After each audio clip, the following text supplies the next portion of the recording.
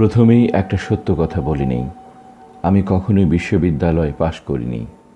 তাই সমাবর্তন জিনিসটাতেও আমার কখনো কোনো দিন উপস্থিত হওয়ার প্রয়োজন পড়েনি।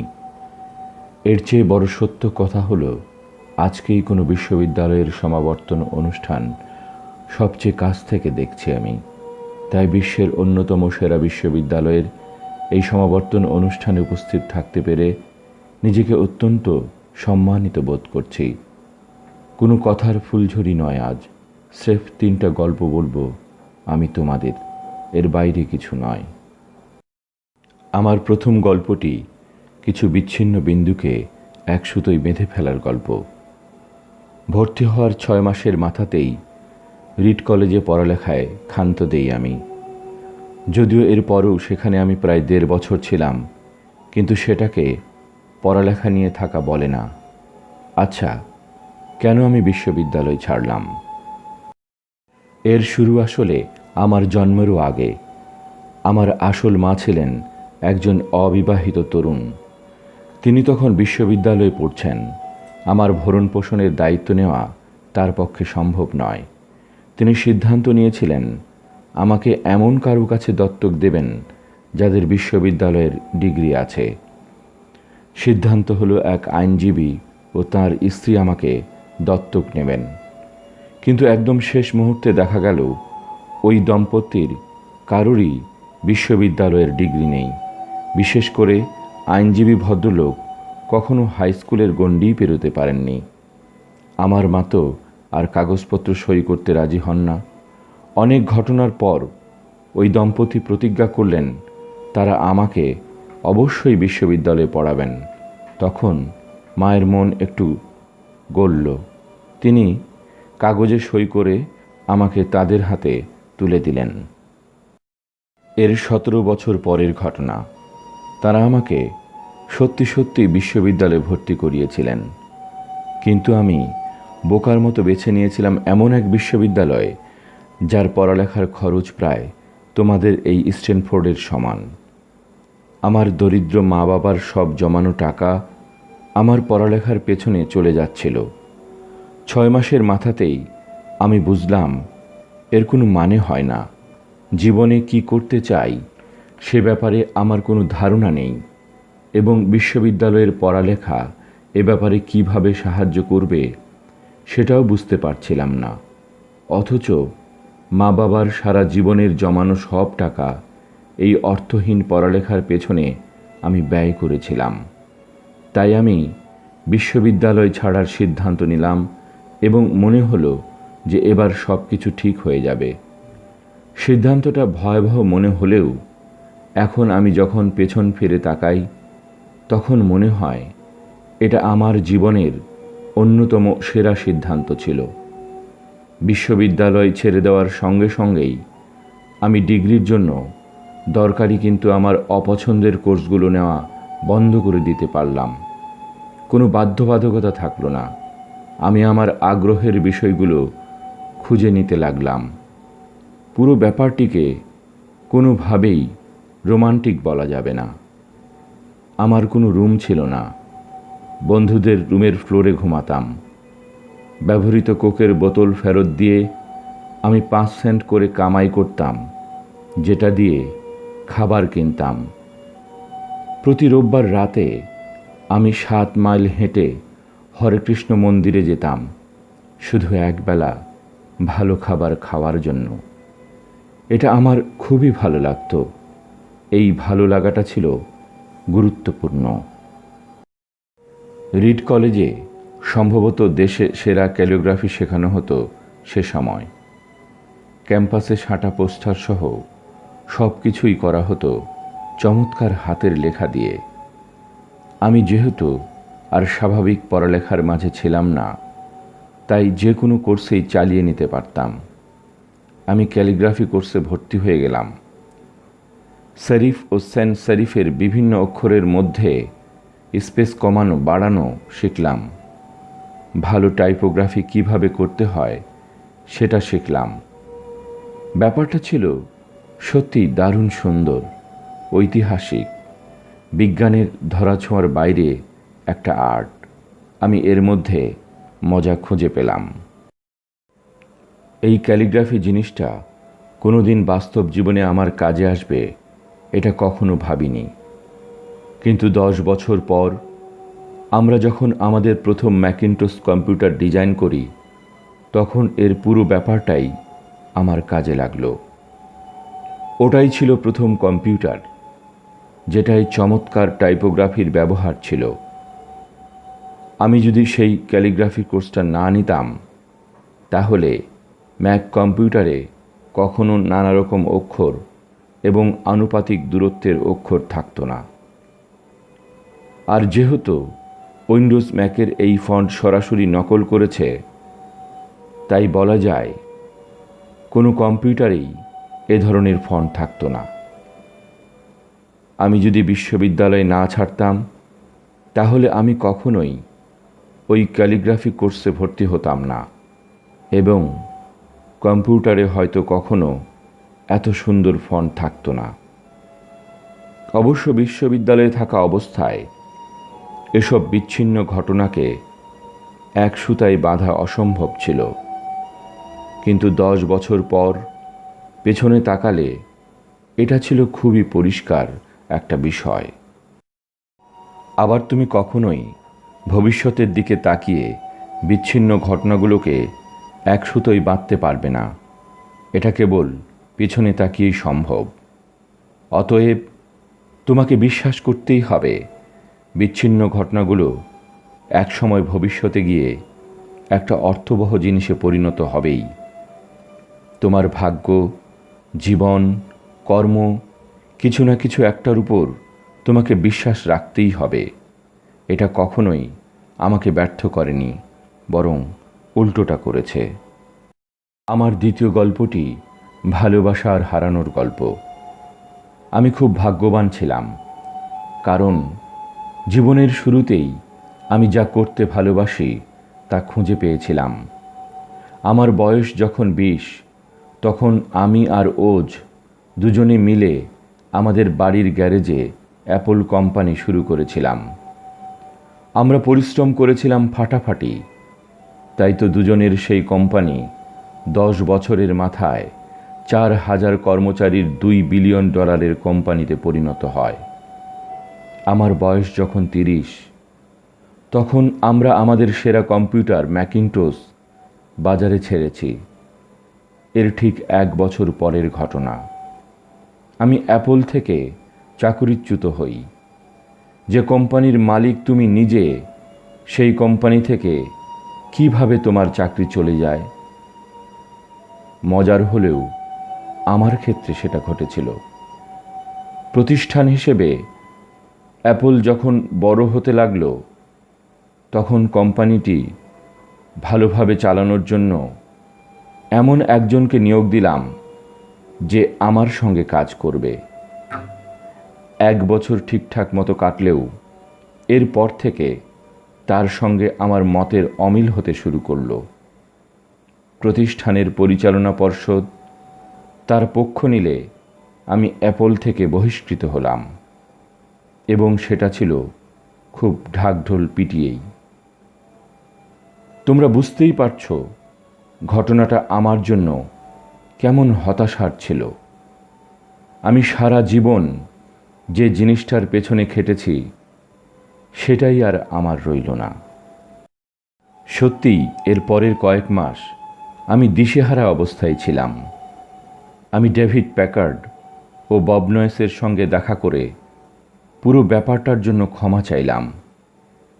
আমাকে তখন সবাই চিনত, তাই এই চাপ আমি আর নিতে পারছিলাম না। মনে হতো ভ্যালি ছেড়ে পালিয়ে যাই। কিন্তু সেই সঙ্গে আরেকটা জিনিস আমি বুঝতে পারলাম, আমি যা করছিলাম সেটাই আমি সবচেয়ে বেশি ভালোবাসি। চাকরিচ্যুতির কারণে কাজের প্রতি আমার ভালোবাসা এক বিন্দু কমেনি। তাই আমি আবার একেবারে গোড়া থেকে শুরু করার সিদ্ধান্ত নিলাম। প্রথমে মনে না হলেও পরে আবিষ্কার করলাম, অ্যাপল থেকে চাকরিচ্যুতিটা ছিল আমার জীবনের সবচেয়ে ভালো ঘটনা। আমি অনেকটা নির্ভয় হয়ে গেলাম। কোনো চাপ নেই। সফল হওয়ার জন্য বাড়াবাড়ি রকমের কৌশল নিয়ে ভাবার অবকাশ নেই। আমি প্রবেশ করলাম আমার জীবনের সবচেয়ে সৃজনশীল অংশে। পরবর্তী 5 বছরে নেক্সট ও পিকজারের নামের দুটো কোম্পানি শুরু করি আমি, আর প্রেমে পড়ি এক অসাধারণ মেয়ের, যাকে পরে বিয়ে করি।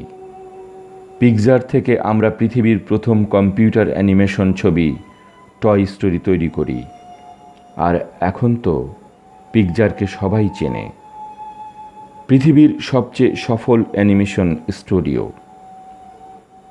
এরপর ঘটে কিছু চমৎকার ঘটনা। অ্যাপল নেক্সটকে কিনে নেয় এবং আমি অ্যাপলে ফিরে আসি, আর লরেনের সঙ্গে চলতে থাকে আমার চমৎকার সংসার জীবন। আমি মোটামুটি নিশ্চিত এগুলোর কিছুই ঘটত না যদি না অ্যাপল থেকে আমি চাকরিচ্যুত হতাম। এটা ছিল খুব বাজে তেতো একটা ওষুধ আমার জন্য, কিন্তু দরকারি। কখনো কখনো জীবন তোমাকে ইটপাটকেল মারবে, কিন্তু বিশ্বাস হারিও না। আমি নিশ্চিত যে জিনিসটা আমাকে সামনে এগিয়ে নিয়ে গিয়েছিল সেটা হচ্ছে আমি যে কাজটি করছিলাম সেটাকে আমি অনেক ভালোবাসতাম। তোমাকে অবশ্যই তোমার ভালোবাসার কাজটি খুঁজে পেতে হবে, ঠিক যেভাবে তুমি তোমার ভালোবাসার মানুষটিকে খুঁজে বের করো। তোমার জীবনের একটা বিরাট অংশ জুড়ে থাকবে তোমার কাজ। তাই জীবন নিয়ে সত্যিকারের সন্তুষ্ট হওয়ার একমাত্র উপায় হচ্ছে এমন কাজ করা যে কাজ সম্পর্কে তোমার ধারণা এটা একটা অসাধারণ কাজ। আর কোনো কাজ তখনই অসাধারণ মনে হবে যখন তুমি তোমার কাজটিকে ভালোবাসবে। যদি এখনও তোমার ভালোবাসার কাজ খুঁজে না পাও, তাহলে খুঁজতে থাকো, অন্য কোথাও স্থায়ী হয়ে যেও না। তোমার মনই তোমাকে বলে দেবে যখন তুমি তোমার ভালোবাসার কাজটি খুঁজে পাবে। যে কোনো ভালো সম্পর্কের মতোই তোমার কাজটি যতই তুমি করতে থাকবে, সময় যাবে ততই ভালো লাগবে। সুতরাং খুঁজতে থাকো যতক্ষণ না ভালোবাসার কাজটি পাচ্ছ। অন্য কোনোখানে নিজেকে স্থায়ী করে ফেলো না। আমার শেষ গল্পটির বিষয় মৃত্যু। আমার বয়স যখন 17 ছিল তখন আমি একটা উদ্ধৃতি পড়েছিলাম, তুমি যদি প্রতিটি দিনকেই তোমার জীবনের শেষ দিন ভাবো, তাহলে একদিন তুমি সত্যি সত্যি সঠিক হবে। এ কথাটা আমার মনে গভীরভাবে রেখাপাত করেছিল এবং সেই থেকে গত 33 বছর আমি প্রতিদিন সকালে আয়নার সামনে দাঁড়িয়ে নিজেকে জিজ্ঞেস করি, আজ যদি আমার জীবনের শেষ দিন হতো তাহলে আমি কি যা যা করতে যাচ্ছি আজ তাই করতাম, নাকি অন্য কিছু করতাম?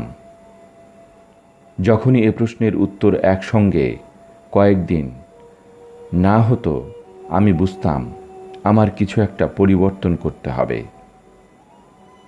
পৃথিবী ছেড়ে আমাকে একদিন চলে যেতে হবে, এই জিনিসটা মাথায় রাখার ব্যাপারটাই জীবনে আমাকে বড় বড় সব সিদ্ধান্ত নিতে সবচেয়ে বেশি সাহায্য করেছে।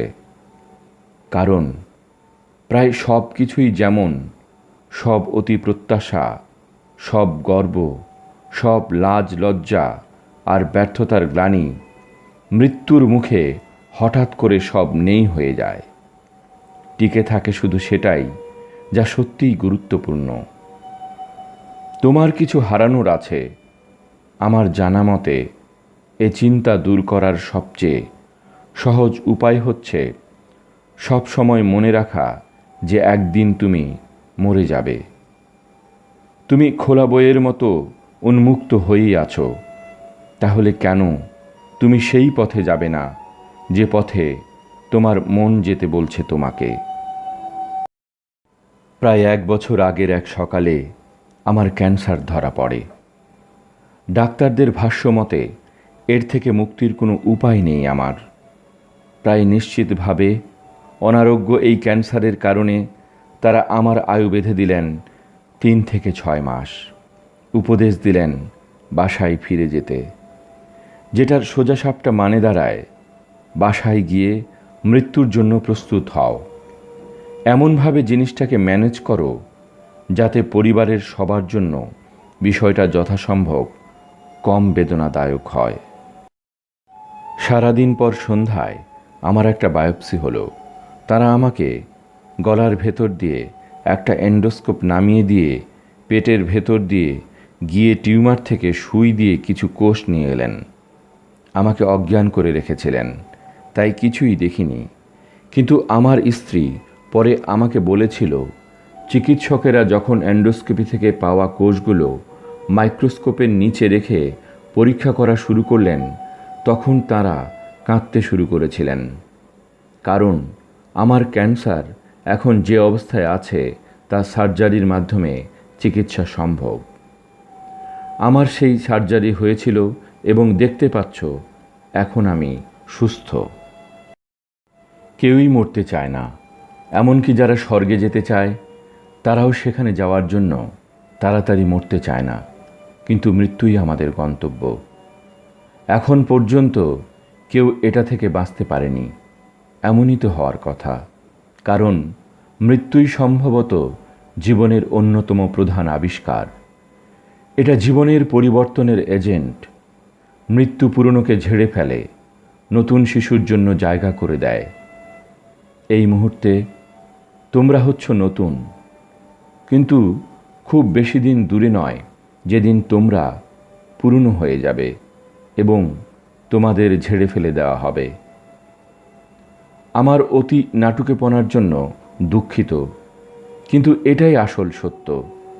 তোমাদের সময় সীমিত, কাজেই কোনো মতবাদের ফাঁদে পড়ে, অর্থাৎ অন্য কারো চিন্তাভাবনার ফাঁদে পড়ে অন্য কারো জীবন যাপন করে নিজের সময় নষ্ট করো না। যাদের মতবাদে তুমি নিজের জীবন চালাতে চাচ্ছ তারা কিন্তু অন্যের মতবাদে চলেনি, নিজের মতবাদেই চলেছে।